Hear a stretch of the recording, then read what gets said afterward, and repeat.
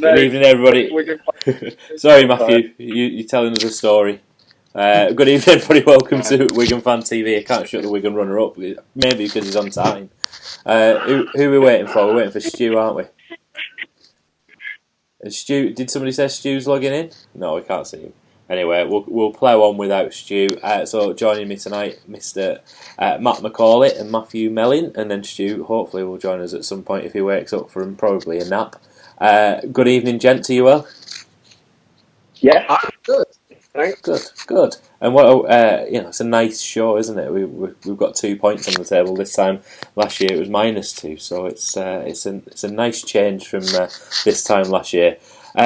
Let's get straight into it then. Let's go back a week ago and analyse the victory over Warrington. A strange game. Matt, your initial thoughts on a round one victory over Warrington? Are they still hoping for a clean sweep? It's not going to happen. It was, yeah, like you say, it was a strange game, wasn't it? It was all a bit weird. And if you look at what the Warrington fans are saying, they were winning and would have won by loads had they not had their prop sent off. But I've got some issues with that.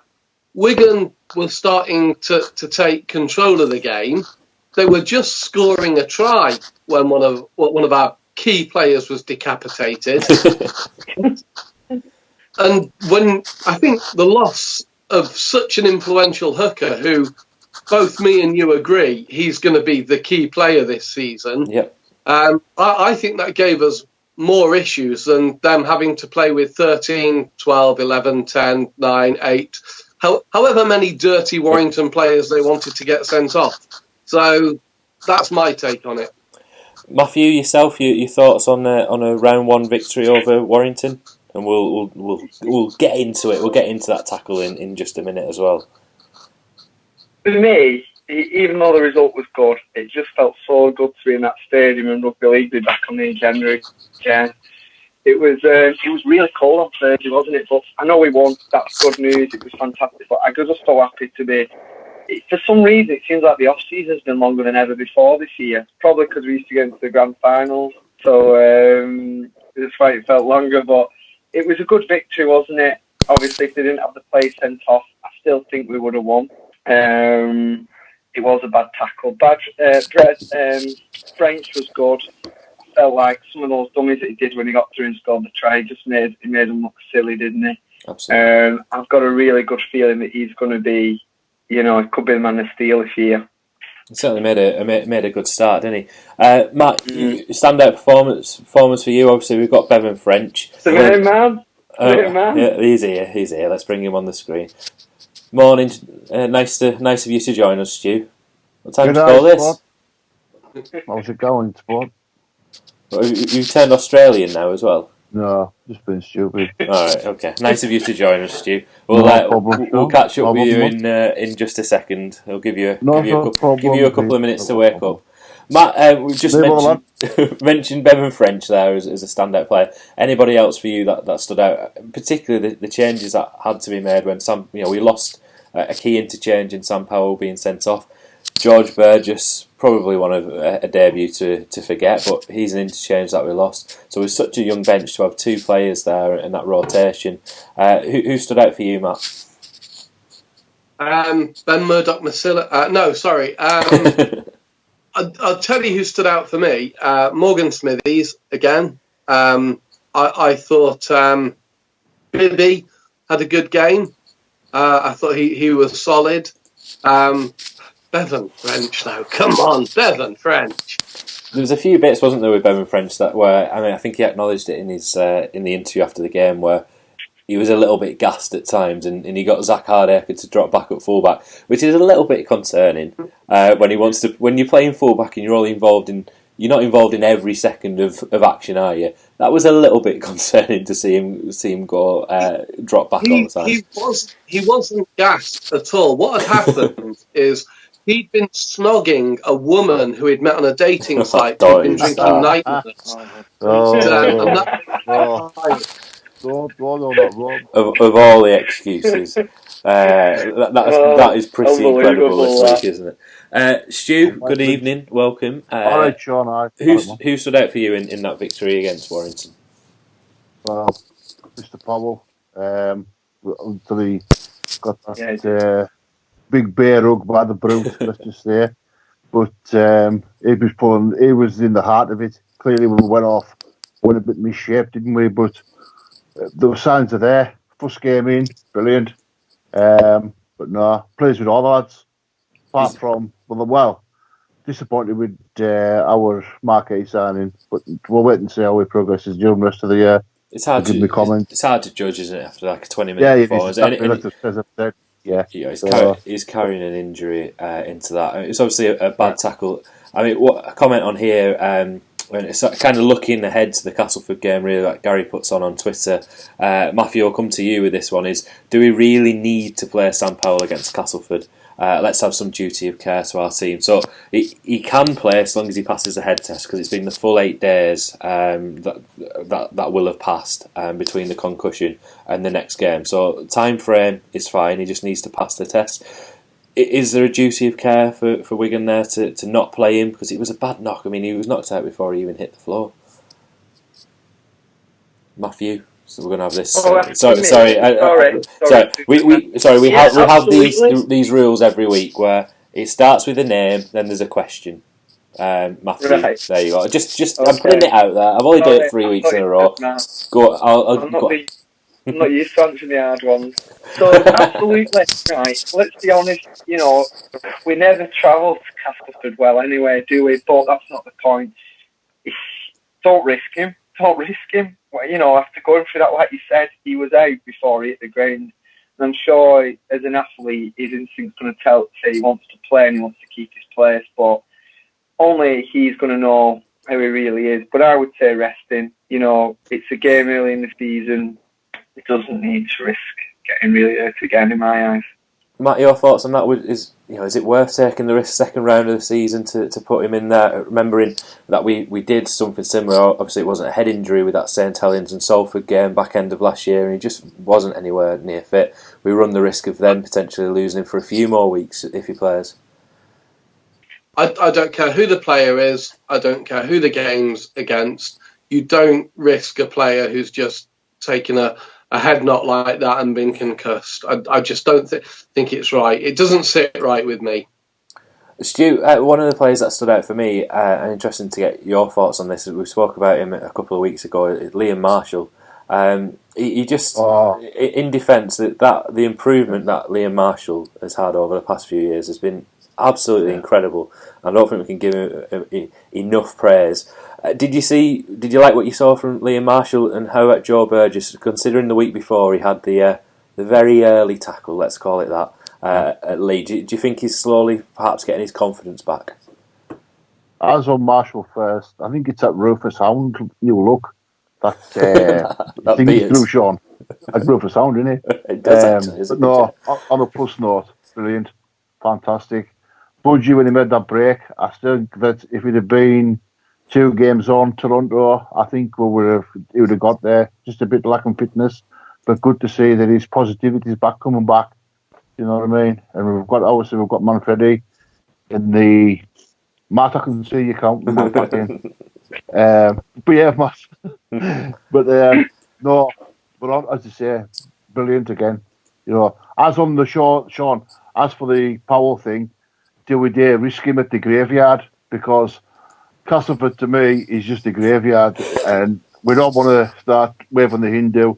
So no, let's not put Mr. Powell in the graveyard on Friday night. I'm very confused about something that you just said. I'm not going to pick you up on that.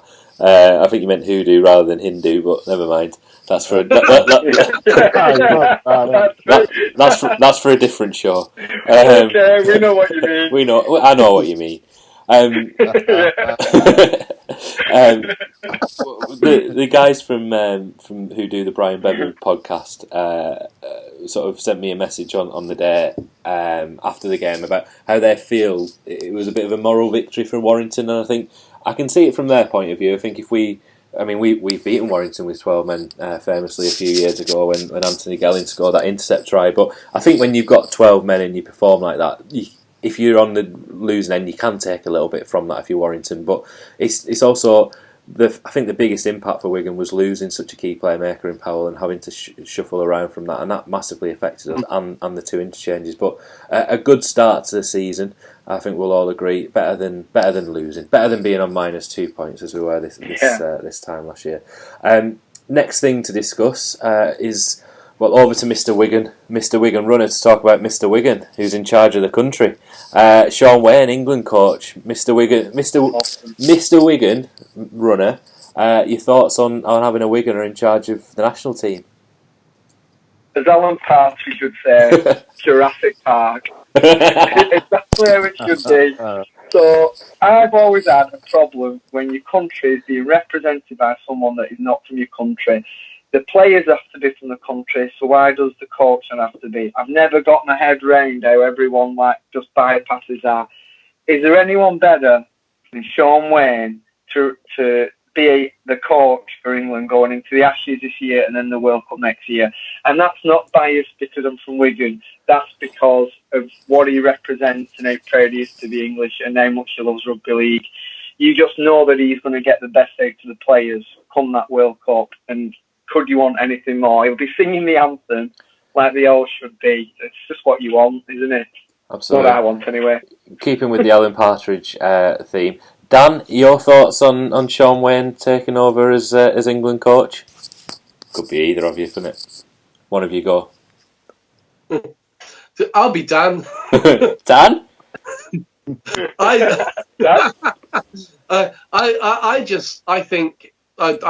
I agree with Matthew. I think, the guy is Britain, isn't he? He is a British bulldog.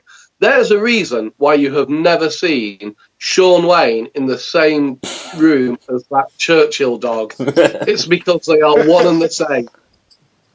And he's got the heart and soul of a bulldog, and that's going to see us through. Stu, your thoughts? What's he going to bring to the role apart from probably pick Sam Tompkins, Joel Tompkins, and Logan Tompkins? What does Sean Wayne bring to the England role? Pride. There you go, pride. That's what's needed. After last year, pick pride. I was racking my brains the other day when it was announced, and then something popped up, and I thought, what on earth? Why would he do that? Kevin Sinfield resigned right away. Thought, oh my God, talk about throwing your toys out of a pram. You know what I mean? That is just like, get over yourself, man. You know what I mean? But no, honour plus no pride. Wigan Runner. Do you want to side the man back at your son? Carry on. But no, honour plus no, great pride as what was needed after last year's dismal in the Great Britain thing. And he will. You know what I mean? And I just can't wait, Shauna. Roll on Bolton first test. Can't wait. So the comments coming through here, I think probably sum up everybody's thoughts on Sean Wayne getting the job. Passion, pride, honesty, Englishman. There is that kind of disconnect of Wayne Bennett compared to this complete connection of Sean Wayne in charge of England, and I do wonder where that leads for the Great Britain role as well. I personally feel like the Great Britain role should be separate, and if Wayne Bennett had kept it separate, he'd probably be in a job. But who would you give if you could? Say you've got to give it to somebody different. Here's one for you. Say you've got to give it to somebody different. Who would you give it to? Me personally, I would go for Castleford coach for the Great Britain thing. I would view. What, Darryl Powell? Yeah, he deserves it. I would try to view the Great Britain coaching role similar to how they view the British Lions coaching role in rugby union, and it kind of being a bit of a reward for those successful. It's hard to sort of say, you've done a good job with Scottish Rugby League, so then you become the British coach, because you're never really going to get that. If it was Welsh, it would be John Collier. If it was England, it would be Sean Wayne, and things like that. So it doesn't quite work like that, but I think it should be similar in the fact that a coach would be rewarded from, so say if you were picking it off last season for last year's tour, you would pick probably Ian Watson, as a standout coach. Yeah. I think it would be somebody who's in that moment, who's succeeding as a coach, and it kind of keeps it separate from the England job, because there is a tendency, as we saw last year, it becomes a continuum of the England job, and you're judged on that when you're trying. Wayne Bennett didn't have any idea what he was doing in terms of identity, the history and the passion that they tried to create behind Great Britain. And I think he saw it as a little bit of an experiment, didn't he, for his teams? But at least he played. I think just thought that England would change the shirt.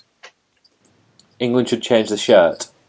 I think that's what Wayne Bennett thought that the Great Britain team was. It was just England in a new shirt. Probably. Because that's how interested he seemed in it. But yeah, lots of people putting Ian Watson. Who would? There's a question on here, Matt. I'll let you answer it in a second. Is who would you want to be his assistant or assistant? Debbie McGee. Solid assistant. Yeah. Go on. You're gonna say something. So long as it's Debbie McGee as the assistant. Okay. Solid. Anybody would like to say anything else on Sean Wayne before we move on to the strange case? Assistant Paul Deacon. Paul Deacon, even though he's still in rugby union, is he at the minute? We can just coax him back gently with promise of, I don't know, peanuts or raisins or whatever he likes. Just bring him back into the fold, because I think we've really missed out on a star coach there. There's a lot of people saying Deacon, a lot of people saying Watson. I think Watson, you've got that continuity from the Great Britain recent setup. I think you've got Sculthorpe and Anderson who are still involved in the England performance squad. I'm going to throw a wild card out there and say Sean O'Loughlin will be one of his assistants. I was just thinking that. Yeah. I was just thinking the same.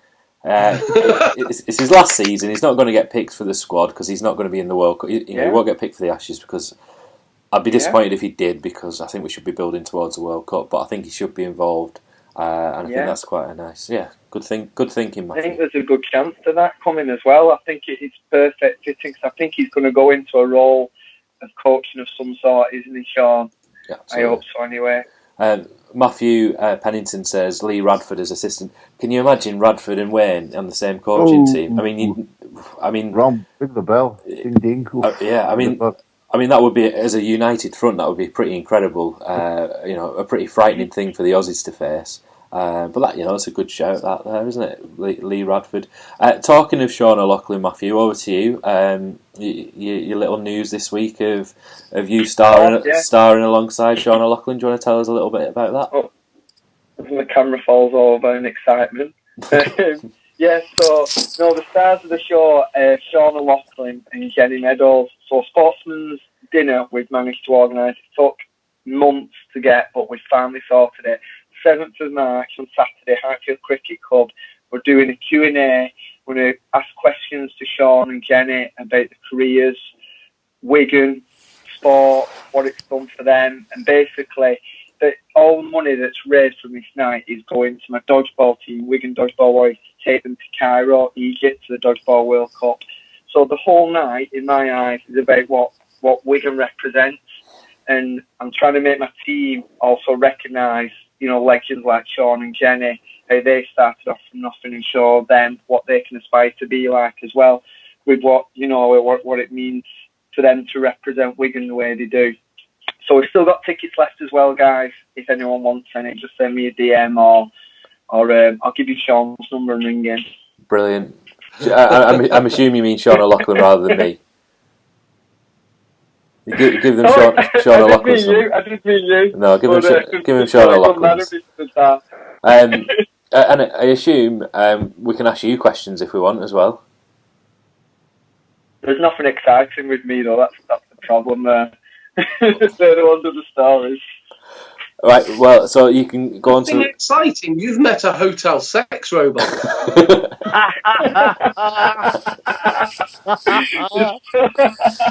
Right. It's so funny you've just said that. I saw a video today what someone else has made of that robot as well now. That robot, it was funny that. That's a perfect segue onto our next topic. Gabe Hamlin.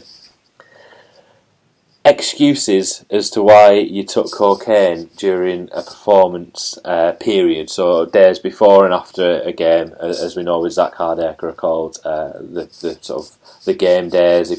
Although it's not a performance enhancing drug, it's a drug that you shouldn't be taking, obviously, but it's classed as banned within that period. Gabe Hamlin's excuse: I kissed a girl who had cocaine, and it got into my system. And I liked it. It was the Leeds game last year. I can't remember how well he played. I really want to go back and watch that game to see if there was an improved performance from him. Stu, your reaction and the fact that his ban now ends. He's out of contract with Wigan. He's no longer a Wigan player. It ended at the end of last season. I'm just reading some of the comments. Sorry, and. Wigan have said that they'll offer rehabilitation once his ban ends next January time. Surely that's it as far as the story between Gabe Hamlin and Wigan are concerned, Stu. It's disgusting, isn't it? There's only one word to describe it. It's disgusting. Drugs. Sorry, but the drugs don't work. That's the word. Don't get me started with drugs, honestly, because as for kissing the thing with the powder puff on the lips, that's a lot of Tommy rot in you. It's just Next, Matt McCauley, carry on, son. I've nowhere to say, Sean. It's just drugs. Don't get me started on the topic. Don't dismiss his excuse. Instead, think about it. If this woman had a fairly full beard and there was a lot of cocaine on the beard, and Gabe Hamlin's got a bit of a suction about his kiss, it could well happen. We'd be an absolute snowstorm, wouldn't it? That would happen, mate. It'd be like dandruff everywhere, wouldn't it? There you go. Next. So, can I say something about this? Of course you can. Right. I'm going to come on in a second to a story about a tennis player who had a similar thing, but from a legal perspective, does anyone know what the likelihood is of if you kiss someone that had that and it affecting you when you give a reading? Is it a load of rubbish? Is there no way it could put a reading on to show that to make it you've had it when you've not? Because it would be a huge injustice if that was true. It would be a huge injustice, but I mean, let's be honest, it's not true, is it? It's just I mean, I would assume. I'm willing to be the control in an experiment to see if this works. I will kiss a woman who hasn't taken cocaine. If you're willing to kiss a woman who's got a gob full of cocaine, I will kiss, and we'll check the different readings and see. The best comment so far is, what was he doing kissing her on the nose?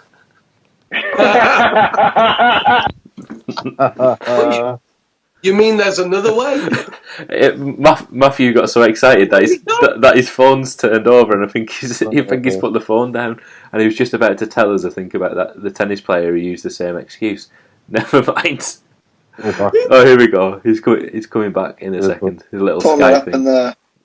We've got your sound, Matthew, but we've not got your picture at the minute. So go on, start telling us about your tennis story. There we go. All right. Okay. So I've never really known. I'd love to know before I really had a strong comment about it, but I feel like I know that that's not true, and he's tried to use it on the court law to get off with it. So you know what my opinion is of any drug sheets, and I won't name anyone personally, but if you've done the drugs, that should be it. It shouldn't be a 2-year ban, and then you get to make a massive comeback and people forget because you score tries. It should be, you take drugs, you never play again. And if you have that rule in place, then no one will risk taking drugs.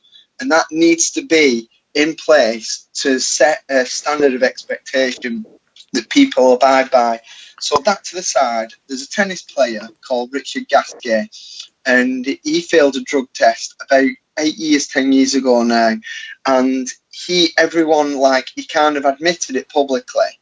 And then everyone was kind of the same opinion that we're under now. And then a few months later, he came out that he took it to court and claimed exactly what we're talking about now, that he kissed a girl in a club. And then he got off.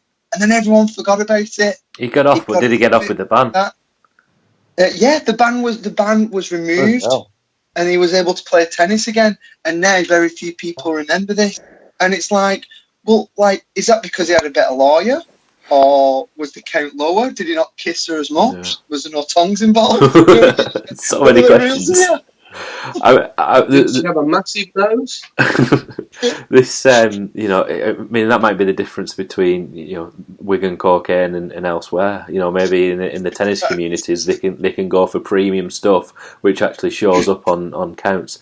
Tony Pete just put on, they had specialists at the care saying that it was highly unlikely that what he was saying was true. I mean, I think the debate that this leads to is, you know, he's out of contract with Wigan, like I've said, is what does the future look like for Gabe Hamlin with Wigan? For me, bear in mind, we've obviously got history, Gareth Hawke, somebody called Zach Hardacre. There's a lot of history with Wigan in this. I think this, for me personally, I think this is a perfect, easy opportunity for Wigan to not go back down that road and to not be associated with this, because he's out of contract. Yeah, he was a good prospect, but do we need him? We've got fantastic young players coming through, and it's a complete waste. And I think Gabe Hamlin he'll get a rugby team again next year. He'll probably come back over to Super League. But is it worth Wigan being tarred with that same brush again and just building up this reputation that unfortunately can go with us because of what we've done in the past? For me, it's a complete no in terms of re-signing Gabe Hamlin. Stu, your thoughts?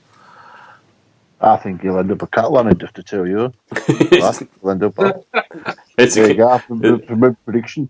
It's a good point. Let's be fair, they've stuck some bad boys on over the time, haven't they? Todd Carney, is Israel fellow, you know, Joel and Sam, the double act. Nicky Mack, you know. The Wigan Rector. Yeah, well, maybe carry on, Matt McCauley, you know what I mean? But we used to nickname them the Dad's Army, didn't they? But I think it's gone to the bad boys now, isn't it? The bad boy team. And the other thing is, he doesn't have a contract with Wigan, so they would be going back to sort of initiate contract negotiations. He's not a Wigan player. Spence puts on, all young lads deserve another chance. I completely agree. I just think that should be away from Wigan. I think it needs to be a fresh start away from Wigan, because who knows, he may be tempted to do the same thing again with all, you know, kissing of people who take cocaine. It can be a dangerous road to go down. Yeah, apparently I've never heard of it. Right, next brief thing to sort of just acknowledge, I think, before we move on to the Castleford game is the return of the reserves. Wigan started the reserve season with a pretty comprehensive victory over Widnes. 52-10, they ran out winners. Chris Hankinson, Joe Greenwood, Joe Bullock, Jake Shorrocks involved in that game for Wigan Reserves. Jake Shorrocks, I think, played pretty well. Joe Shorrocks played really well again, I think, continuing his form from the league game. And Harry Smith, that boy is a talent, and that leads us nicely onto the Castleford game because he's in the squad. Matt, over to you. Give us an overview of how you see the Castleford game going, and who would you like to see in that team? Bearing in mind George Burgess is out, Mitch Clark back in the squad, and we've got these doubts over Sam Powell. So, how would you go with that? Well, first of all, before we discuss this, I think we need just to have a moment's silence and reflection for poor Dowell Powell, who's lost some of his players to injury and suspension. So bearing that in mind, very sad. Matthew looks so confused. I think I was worried that this was going on. Yeah, like, you had your serious face and you were nearly getting your black tie out and going, yes. I was worried. I didn't know about this. No, it's true. I think it could be. I think it's going to be a bit of a grind of a game. I don't know. My gut feeling at the moment is that we're going to come away with the 2 points, and I think Castleford know that too. I think Dowell Powell knows that. As for who plays, I would love to see Smithy, little Harry Smith, getting a game. Maybe start it. Well, maybe start him at hooker. I don't know. to see him straight in at halves, but I'm just getting excited about that. So there's so many sort of different options in there, isn't there? Now I'm sure plenty of people have got their options. We've not won at the Jungle, Weldon Road, Menderhose Jungle, whatever it's called, the Wreck, since 2016. Matthew, can we end the hoodoo on Friday? I thought it was a lot longer than that. 2016. First question: is it on TV, this game? It isn't. No. Right. In that case, I changed my opinion. If it was on TV, I think we would have won. Oh, I've just realised I'm not allowed to say this, am I? I'll get banned. No, you were right last year, so keep with it. As well. So I think we'll marginally lose because it's not on TV. But I think if it was on TV, we'd show up more. What impact? No, you know what? What impact do cameras have on our performance? I want to be positive tonight. We're going to win, but it'll be very close. Where if it was on TV, I think we would win more comfortably. That's what I'll go with. What do you mean that? Matthew, what impacts do TV cameras have? From that Castleford team? Who scares you on that Castleford side?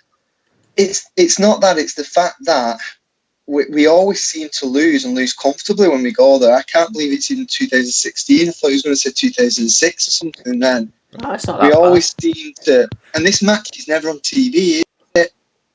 Oh, we've lost Stu. Stu's gone to bed. He's coming back. But what difference does television make, though? When you're an elite athlete, it makes you... People like Frank love the cameras, don't they? I mean, there'll still be cameras there. There'll still be cameras there filming it. I mean, do we just need to tell Bevan French that it is live and just confuse him a little bit? It's different about being able to go to the video referee when you can do something fancy, isn't it? It does make you take less chances, I think, because it's hard to put into words, isn't it? But when you're an elite athlete and the camera's on you, you naturally perform better. When I say cameras, I mean, you know it's on TV, you know your family and your friends are watching at home kind of thing. So I think it does make a difference, especially for players that are entertainers as well. And we've got a lot of entertainers in the squad now. Stu, welcome back. Hope you enjoyed your nana nap. Matt, all what you missed was Matthew being his negative self. I don't know what happened there. I could hear what was going on. I just couldn't say. How do you think Friday will go, Stu? Well, it's a dodgy old place to go, isn't it? As I said before, it's graveyard time. Will be enough, it is, yeah. I got mad. I think put Tommy at 9, put little Larry the Terrier Smith on the bench, and then let him on. Sub him until we go. You know what I mean? There's nothing to lose. End of the day, we've still got 2 points. If we get beat, we get beat. But I think we'll just nick it by 1. There you go. So yeah. I'm hesitant to argue with Matthew because of his form in the late end of last year. But for me, Castleford has been a difficult place to go to, and that's why we've not won there since 2016.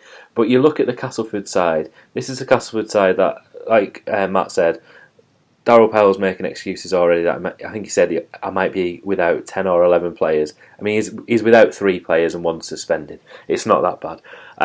But you look at the halfbacks. You've got Truman and Danny Richardson, who I think are 2 of the most defensively poor halfbacks in the league. I mean, Danny Richardson, when Wigan were actually beating St Helens a few years ago, do you remember Joe Greenwood running over Danny Richardson when we beat them at the Totally Wicked Stadium a few years ago? Danny Richardson goes hiding in defence, and I think Jake Truman's a little bit the same, and they're both playing on each edge for Castleford. We're going to be targeting that. There's a comment here that I've got on screen from Tommy Pearce, who says Mitch Clark was a difference last year. Hopefully he is again, obviously playing for Wigan.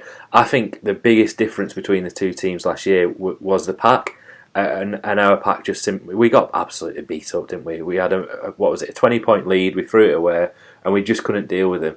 And there's a few comments on here about Joe Bullock not being in the side. I think he was one of the players actually last year that got beat up in that game badly. And I just like the idea that we've got Mitch Clark. I think Mitch Clark will play. I think he'll make his debut. I think he'll be up for it. I think it's probably the game that he needs for his debut as well. But I don't know. Yeah, Morgan Smith, he's going to be ripping people's faces off left, right, and centre. I think Wigan's pack this year compared to last year. Sent off then. Yeah, well, you could be right. I think there could be a sending off. It could be Partington or Smithies that gets sent up, but we've got those Rottweilers in the side now of Partington and Smithies, and I think we'll beat them easily. Not easy. I shouldn't have said easy. I don't think anybody wins easily at Cass, but I think we've got a couple of scores on them. Matt, your score predictions then? Okay, my score prediction for tomorrow. No, it's not tomorrow, is it? It's Friday night. Tomorrow night there'll be a different score. Friday night score: Castleford 8, Wigan 18. Right, Mr. Negative, the Wigan Runner. I can't believe I've said that about you. What's going on, Matthew? I wouldn't really think now when you said that. I just feel like so much positivity amongst Wigan about from me in score predictions. I think we're going to win. I'm conscious you said 1, so I think we're going to win by 2 to 6 points. You think we're going to win? What's going on, Matthew? No, I think we'll just win. I think we'll find a way but I think it'll be fairly high scoring. I think it'll maybe be 30-26, something like that. I'm confused, Matthew. You seem to be all over the place. Well, have you been snogging women from dating sites? I've got a confession to make, Matt. This isn't Matthew live. What I've done is found his best bits from last year, chopped them up, and I'm just playing them. So you had him predicting that Salford would beat Wigan. Bits? Yeah, I've chopped up Matthew's bits, and I'm playing them live in front of you right now. That's why they're a bit confused. Stu, you've given us a rough score prediction. What are you going for? 14-13. 14-13. I do think it'll be a low-scoring game. I do think Wigan's defence will be the difference. I think at times last week we had to show some pretty decent defence, but I think that's what will grind us out to a victory. So, have I already given a prediction? Because if I have, I need to be consistent. What on earth did I say? Let's say 22-10 to Wigan. 22-10. Wow. I think if we're going to win, it will be with a 10-point lead. Look, the size of that pitch, right? If we can get on top of them in the pack, then they're going to start giving penalties away. And the size of that pitch will actually work in our favour for once. So, talking about the size of that pitch, and we've kind of brushed over the subject of Sam Powell and who may replace him. If Sam Powell isn't fit, do you think Harry Smith's kicking game therefore brings him into that team? Because personally, I would like to see Luluai start at 9. I would play Shorrocks. Controversial. I would play Shorrocks and Hastings in the halves with Smith on the bench and bring Smith on for Shorrocks. I don't know whether Smith's ready for that exposure to first team for a full 80 yet. But I think Harry Smith's kicking game. Got the kicking game for it. Yeah, absolutely. And somebody put a comment on here about a left-footed kicker and a right-footed kicker in Smith and Hastings could make all the difference. This is really weird as well, Stu, because your face is just frozen, but I can still hear your voice. You're fantastic ventriloquist. Matt, There you go. I assume because of the way that things are going in with Navarrete, you've moved on now. Who's your favourite player now, lad? All right. Who's your favourite player now, lad? That is the question that everybody's keen to know: is who is your favourite player now that Navarrete's gone? You've had a week or so to think about it. Who have you gone? Well, sticking with the French theme, it's Bevan, isn't it? It has to be. So Bevan French, we need to warn him. Hopefully he doesn't have a garden, but we need to pre-warn him, don't we, just for the end of season, just in case. Does anybody have his address? Hey, Sean, there won't be. I'll tell you one thing. Go on. Every time he said Navarrete is his favourite player, how many times could he have had the naked run? There's one thing, he won't be able to naked run this season because he's already scored, so you're all right, Matt. No panic there, lad. Maybe he's a reformed character now. Maybe that's not the angle he's going for. Maybe it's the sparkly teeth that's That sort of attracts him to Bevan French. He has got probably the best smile in Super League. Maybe that should be an award for the end of the season. Best smile in Super League. And would anybody else? Has anybody got anything to tell us about Matthew? What number run have you just achieved this evening? 1,131 tonight with Harry. But can I just say one thing we've not spoke about, which we should have done? How good is the new fan zone at Robin Park? What they've done there, absolutely awesome. I know you guys have told me about it before, and I didn't really take you on properly, but now I've seen it. It's just wow. It's exactly what we should have at Wigan that backs us up with what we stand for and how good we are. So now when fans come as well, as long as they can get fans from the other team to go in there as well, they're going to be like, wow. And I think they're likely to buy Wigan merchandise there as well.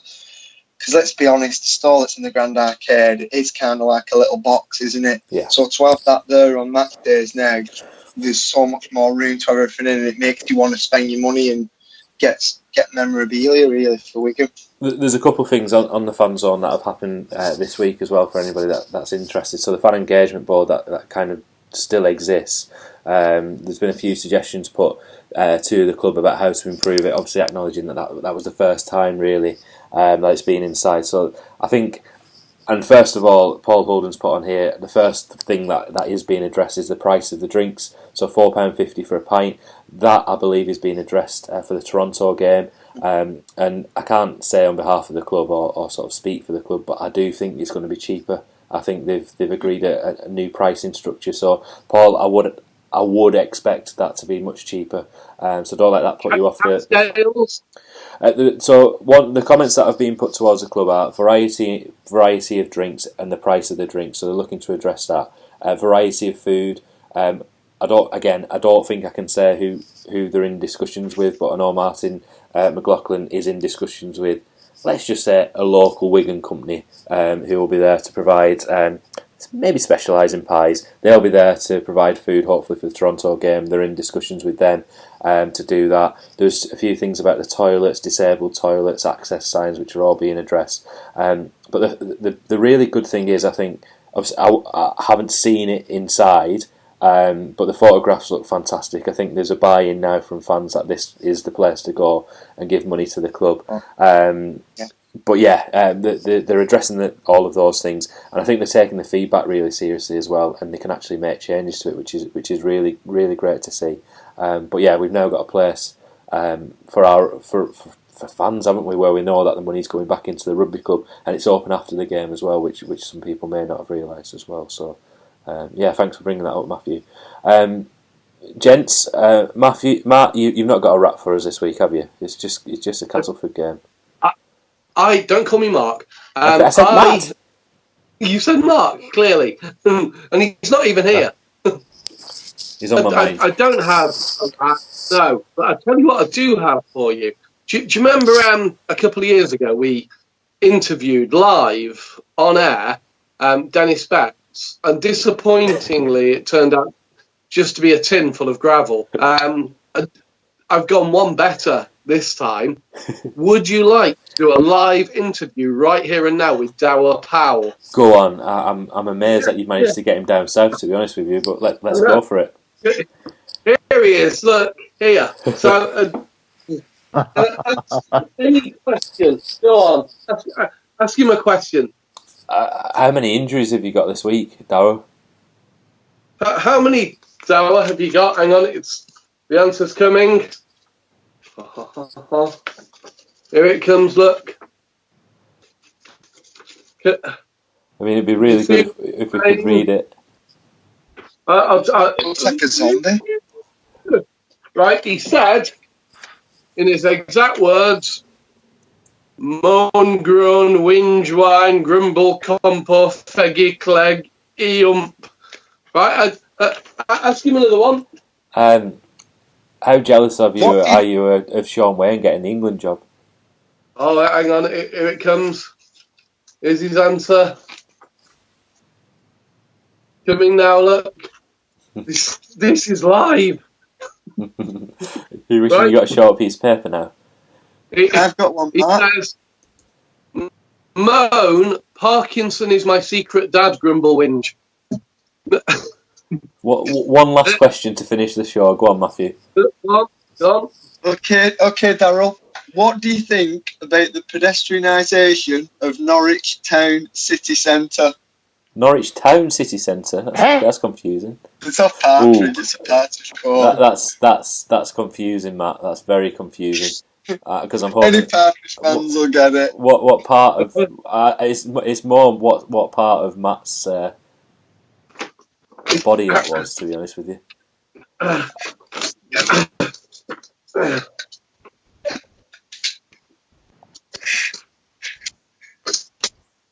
Stu, if I could share your expression right now, I would do. Jealous, moan, groan, injuries, knickers, grumble.